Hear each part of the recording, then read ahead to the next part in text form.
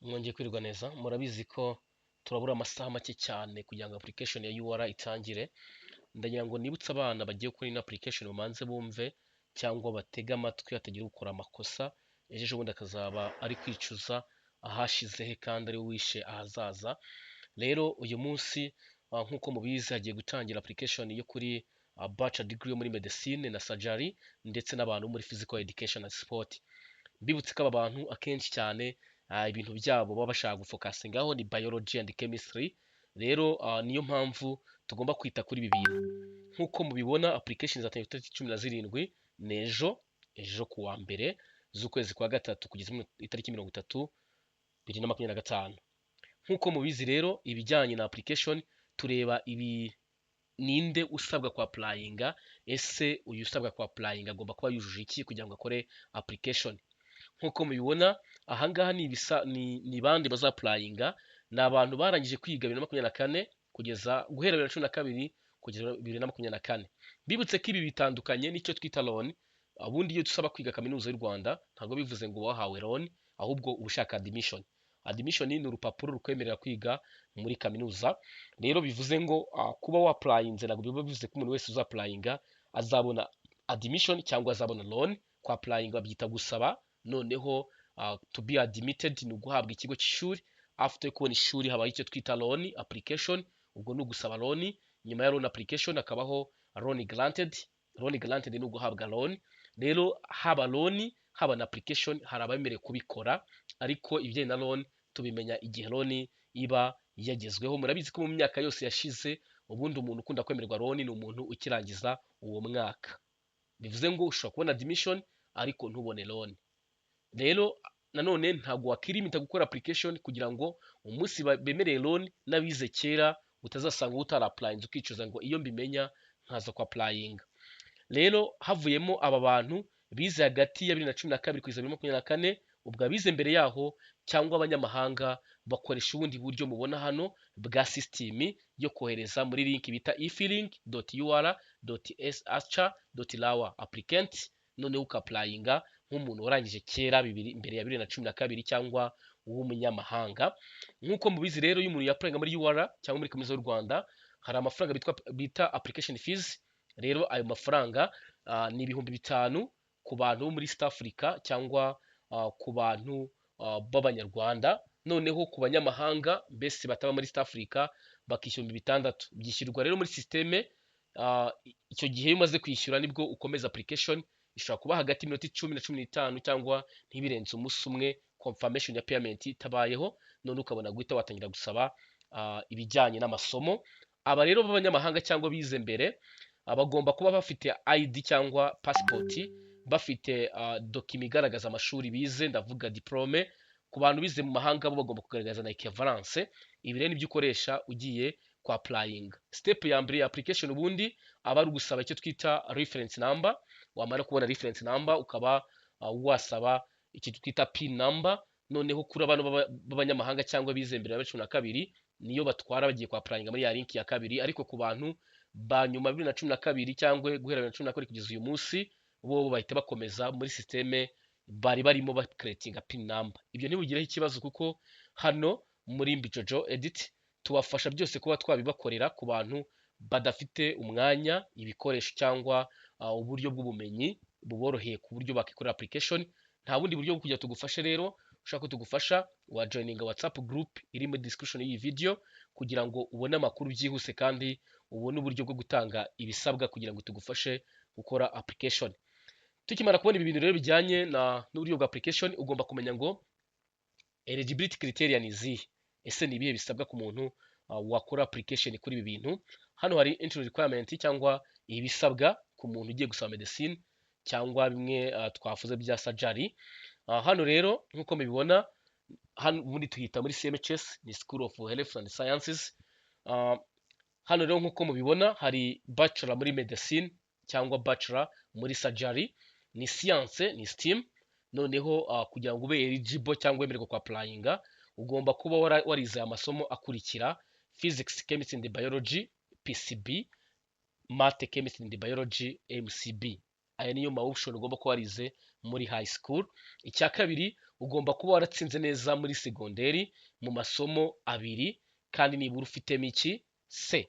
Niyo mvuga amasomo abiri wihita uyibuka ayo ariyo ni chimie na biology, kuko ushaka kwiga heriso ntabwo mate bayibara cyangwa physique, barabara chimie and biology.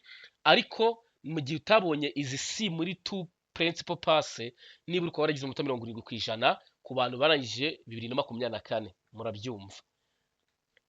Ku ba mbere ni C muri biology and chemistry n'abandi bose, ariko uramutse udafite izi C byaba byiza nibura ufite 70% kugira ngo ugerageze aya mahirwe. Mbibutse ko ari ugusabumitinga mwese mugategereza ko baselectinga. Rero ntuzibuze amahirwe ejo, cyangwa nyine igihe uzapurayingira bitarenze 3-1 uzapurayinge, pfa kuba uzi ko ufite amanota 70% cyangwa ufite 2C cyangwa C ebyiri muri chemistry and biology.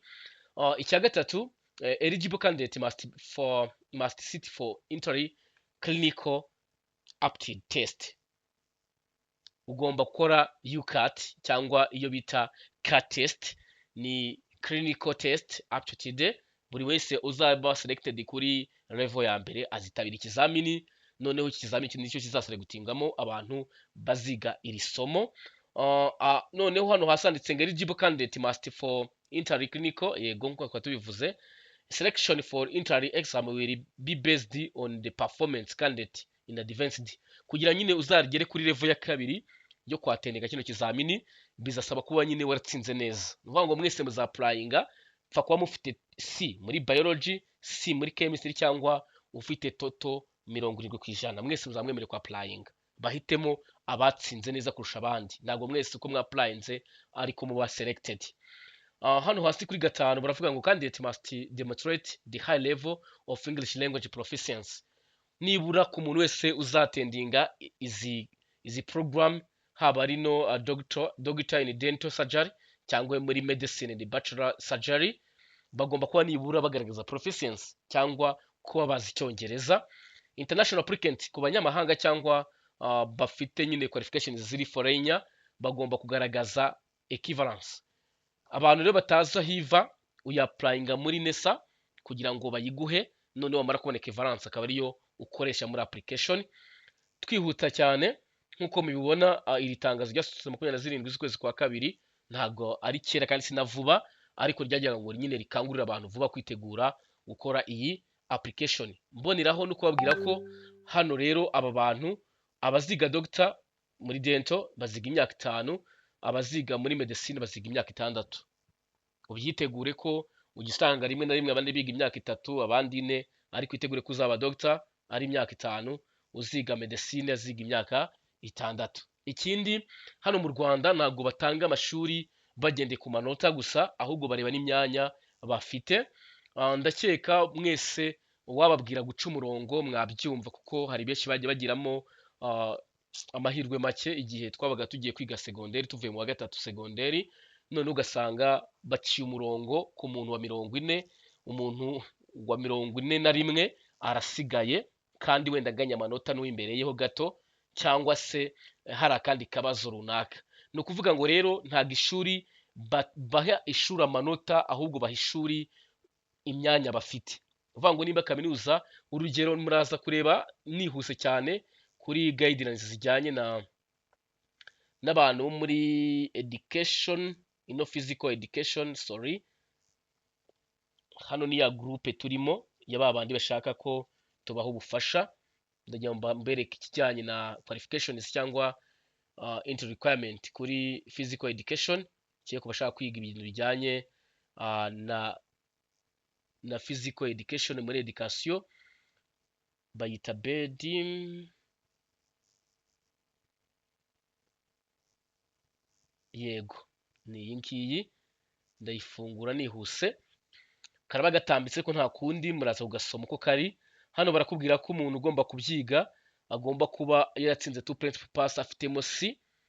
Noneho ubwo iyo tuvuze ibyo mu byuko kari biology ni science subject, niba ufitemo C, biology, physics, mathematics and chemistry niba abantu bazamo. Hano murabona amasomo ngaya MCB, BCG, PCB, SME niyo bita science mathematics education, MCE, MPC, MEG, MPG, PCM. Aba nibo bantu bonyine bemerewe kwiga iyi ijyanye na physical education. Ugomba kuba wari watsinze amasomo abiri muri aya ngaya, nibura ufitemo C kujya wa applying kuri ibi bijyanye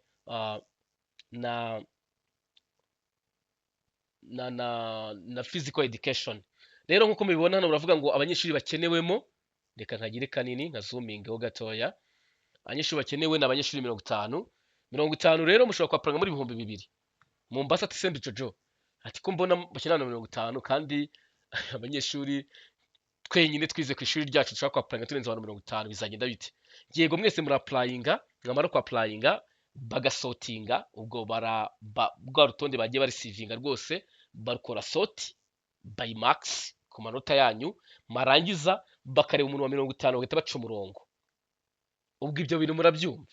For example, ngiye Excel yanjye, sibyo? Ngiye Excel yanjye ngiye kuyifungura aka kanya. Ndangije hari Muja wa Mariya, Akariza, Wimana, Kaneza, tukamanuka. Nuvuga ngo nimba umuntu wa 50 tumanutse agera hano nkine abantu 50, nzafata hano selecting nzamure, murabizi nindangiza amaherating. Ubwo aba nibo bantu bonyine nzaba mfite, abo munsi ya hano ntago nzabafata. Wabibonye? Rero muzajya mubibona turi kwa applyinga general education muri ariya masomo yandi ari azaza nyuma yaya nga tugiye kwa applyinga. Hari igihe warasabye nka education cyangwa warasabye nk'ibintu byo muri health ugasanga bakujugunye mu buhinzi. Ni ukubera ko aya manota bafatiyeho 50 ku muntu wa 50, sorry, basanze afite amanota wenda 70 ku ijana, ariko umukurikiye afite 70 70 bagasanga bafite ku 70, ariko hari abandi bantu barenga 15 nabo bafite 70 ariko barenze ku mubare wa 50. Murabize turi gusotinga n'amarufabe y'amazina aritondeka, ariyo mpamvu kwita umwana nabi bishobora kumwafekta mu bijyanye no kujya kwiga cyangwa n'andi mahirwe. Ugasanga umuntu bamwiseze rimwe abagabo cyangwa yandereye, ugasanga rero arufabe yaba ari inyuma cyane ku buryo usotinga bigatuma n'uwo banganya amanota nyine amusiga kubera ko yitwa Akeza, Akariza, afite amarufabe y'imbere cyane. Bivuze ngo ufite arufabe z'imbere cyane isotinza kenshi hari igihe ushobora gusanga amahirwe akuguyeho mugenzi wawe akayabura bitewe n'uko arufabe nazo iri gusotinga zirisotinga. Ni ukuvuga ngo rero uyu muntu wa 50 ubwo azajya muri ayo masomo wari wasabye nawe, wowe kubera ko urenze 50 bakeneye mu ishuri bahite bakohereza nko mu buhinzi, kubera ko ariho hantu bashaka abantu 60 akabasabye abantu 25, akabasiga imyanya 35 itarasabye. Iyo myanya 35 bazayiha abagiye basigara ku manota bafatiyeho mu mashuri basabye. Ndakeka ikintu gisobanutse kuri buri umwe wese. Aha rero niho mujya musanga umuntu nyine batamufashe muri faculty yasabye bakamufata mu yindi faculty. Nuko nyine ibyo yasabye byasabwe na benshi. Ariyo mpamvu mbwira abantu ngo niyo turi kwa applyinga cyangwa turi gukora application muri general education cyangwa muri ano masomo azagaruka nyuma y'izi za medicine, ugomba gukora sure. Iyo turi gukora abantu application bwo tumanza kubaganiriza, nkakwereka, nkakwigira nyine inyigo, nkagukorera ikibuga ku buryo utazagira nyine ikibazo muri selection. Nibura byakanga ukavuga ati ntako ntagize. N'urugero nimba umuntu yarize wenda MCB, ndikamite mbaha imibare, muri MCB biga mate, chimie na biologie. Noneho uyu muntu muri MCB muri mate afite B, muri biologie afite D, muri chimie afite C. Urabona ko uyu muntu uko bigaragara ntabwo yatsinzwe. Noneho uyu muntu araza yikundira ikiganga. Tuve muri medicine, tuve muri dental, tuve no muri physical education, tujye muri amasomo azaza nyuma y'aya masomo, tujye muri pharmacy, tujye muri anesthesi, sibyo? Tujye muri nurse, tujye muri midwife, tujye muri biomedical laboratory, sibyo? Iki ni ikiganga.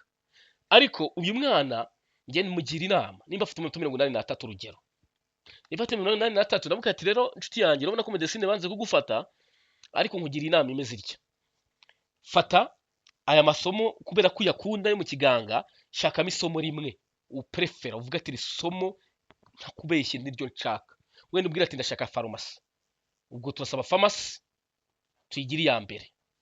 Umbwira irya kabiri, umbwira ati none se ko pharmacy nyine uzi ko ibintu bigora nyine ushobora gusanga turi benshi cyane twayisabye natwe ubu mbigenze nkabwira ati niba ukunda ikiganga saba shora ya kabiri wongere ugire ikiganga urashaka iki anetezi barayitanga cyane saba anetezi ayisabe hasigare rimwe gatatu mubwira ati se education urayikunda wiguma muri koleji imwe ko nuguma muri koleji imwe igasabwa na benshi uraza gusigara usanga ari umwana wisabiye education uwo mwana bazamufate kandi waramurushaga amanota aho niho mukorera amabara akomeye cyane rero gerageza uvange noneho mwibuke ko iyo umwana yasabye bwa mbere agasaba medecine habasigaye amasomo abiri gusa azasaba nagaruka muri genero amasomo abiri rero mubwira gusaba ikiganga kimwe n'irindi somo rikunda gutangwa cyane nshobora kumubwira ati saba farumase gusa uhita usaba biologie na chimie muri education ubatega umutego muri farumasi niba kugufata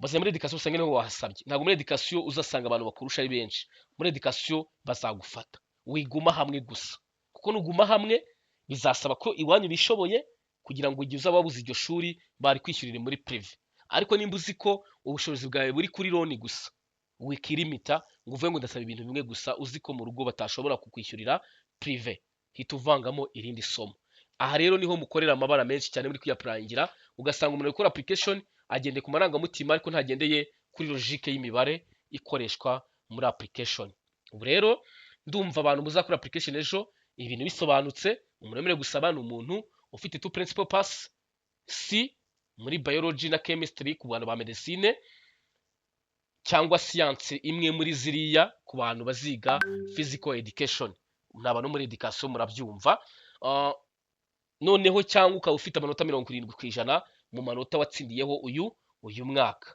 abaplayinga nkuko nabivuze kare mu itangazo nabisomye hano ni abantu bize guhera 2012 kugeza 2024 bakoresha system imwe noneho abambere yaho mbere ya 2012 bakoresha indi systeme nshya nkuko naberetse hano harimo link nyinshi ni ibita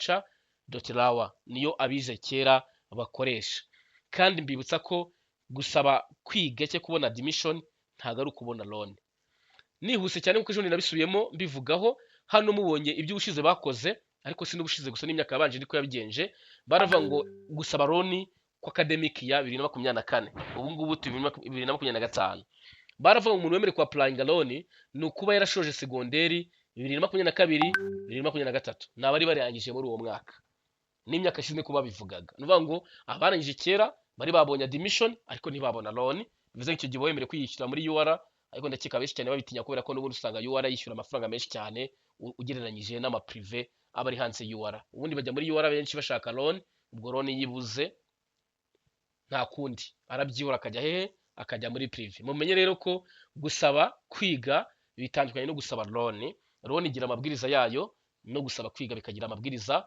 yayo kubona admission ntago ari ukubona loan UR ishobora gufata ibihumbi 15 kuri admission loan igahabwa ibihumbi 5 cyangwa ibihumbi 6 gusa abandi basigaye bafite admission bashobora kuba bakirihira muri UR cyangwa babona bitakunda nyine bakabyihora bakazirihira he muri private university ndumva rero ibisobanutse ejo ni karibu ariko ku muntu wese ushaka ko nzamufasha ngiye nabitangiye ndagira ngo bitazazana akajagari uragenda muri description y'iyi video cyangwa kuri comment ya mbere ibanza urahasanga link ya group WhatsApp ndetse na link yo kuzuzamo imyirondoro ukaba wabyuzuza noneho tukaba tuzabona uko tugufasha waba ufite umwana warangije segonderi ushaka applying kwiga muri kaminuza y'u Rwanda haba ziga medicine kuri abangaba cyangwa za applying kandi masomo azakurikira ntucikwe no kujoininga iyo group ya WhatsApp ndetse no kuzuza imyirondoro muri iyo form kuba ari kureba ino video bafite bachelor degree ahubwo bashaka masters